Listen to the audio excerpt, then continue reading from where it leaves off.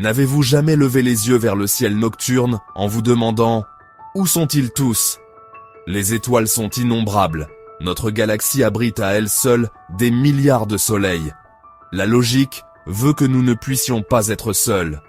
Pourtant, quand nous écoutons, tout ce que nous entendons est le silence. Ce silence n'est pas vide, il est lourd de possibilités. Nous envoyons des messages dans le vide, espérant une réponse, mais aucune ne vient.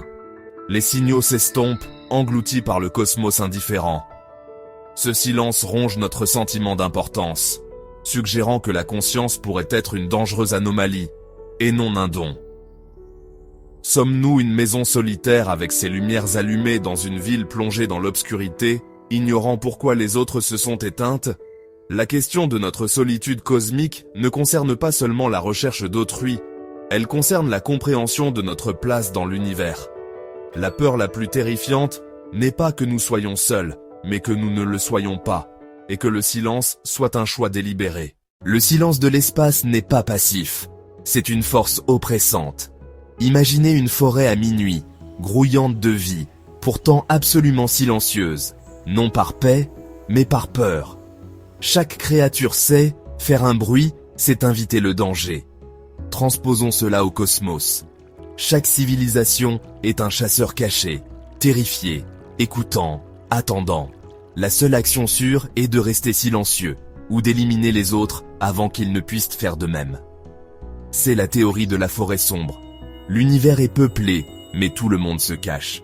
Nous, dans notre innocence, diffusons notre existence, inconscients de qui pourrait écouter. Le silence n'est pas une absence, mais la preuve d'une présence, de civilisation trop sage pour parler.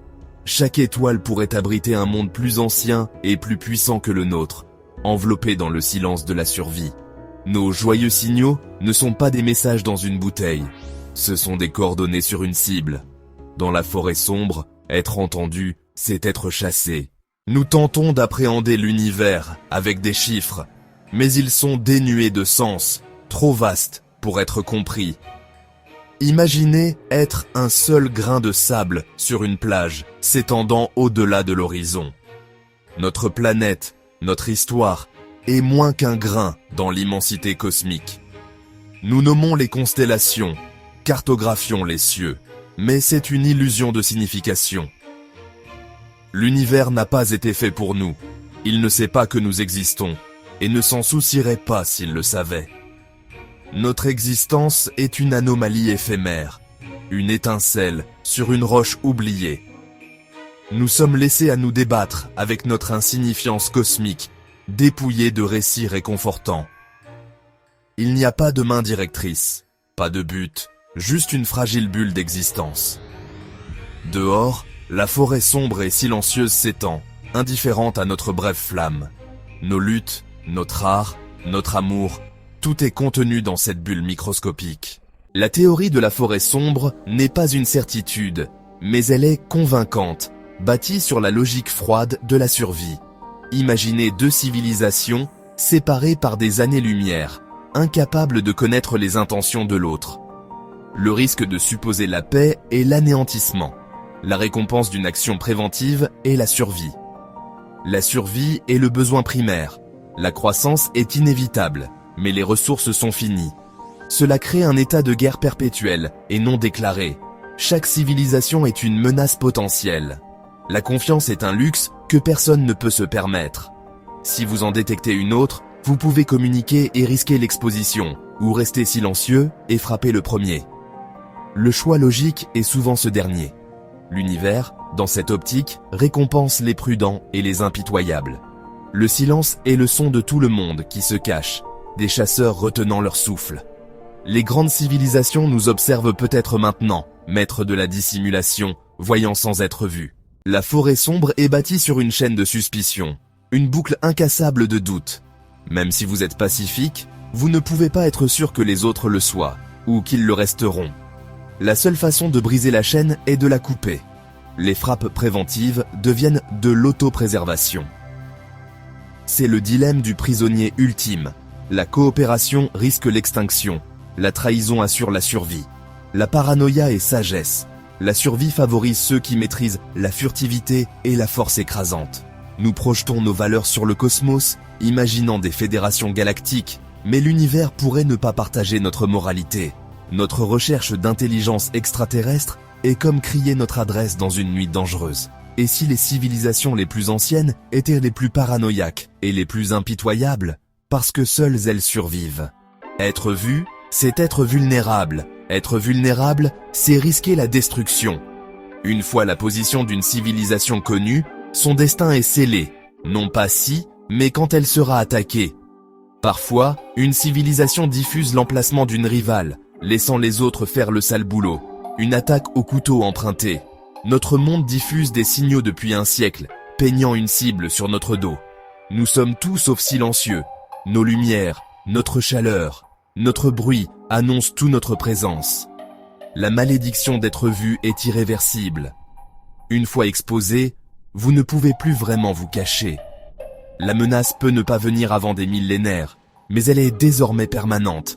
Une épée suspendue au-dessus de nous. Chaque moment de paix se déroule sous cette ombre. La civilisation qui a été vue vit sur du temps emprunté, regardant toujours par-dessus son épaule. La malédiction n'est pas seulement physique, elle empoisonne l'âme, transformant l'espoir en terreur. Parfois je me demande, et si la conscience n'était pas un don, mais une fièvre cosmique? Elle apparaît aléatoirement, brûle intensément, puis se détruit.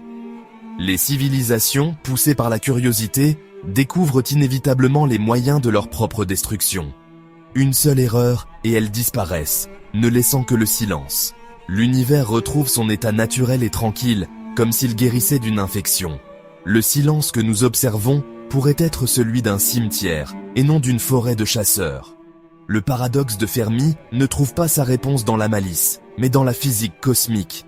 Nous ne sommes pas en danger à cause des autres, mais à cause de nous-mêmes. Notre intelligence est le pathogène. Le silence est le son de la guérison. Que l'univers soit une forêt sombre ou un cimetière, une chose est constante, le fardeau de la conscience. Être conscient, c'est connaître l'immensité et le silence, comprendre notre fragilité. Nous sommes maudits de demander pourquoi, de chercher un sens dans un univers qui n'en offre aucun.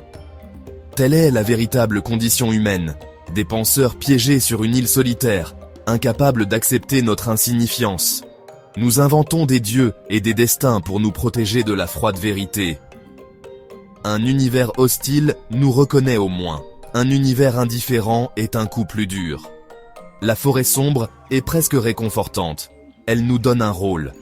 Mais peut-être la conscience n'est-elle qu'un motif éphémère, destiné à disparaître sans laisser de traces. Nous sommes à un carrefour. Derrière nous, l'histoire humaine. Devant nous, le vaste cosmos sombre. Nous avons annoncé notre présence, croyant que l'obscurité abrite des amis, pas des chasseurs.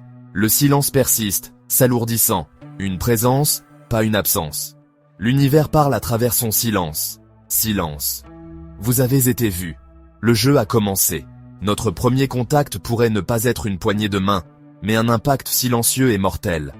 Nous pouvons choisir l'espoir, continuer à envoyer nos salutations et prétendre que la forêt est vide. Mais la question demeure. Une écharde dans l'esprit.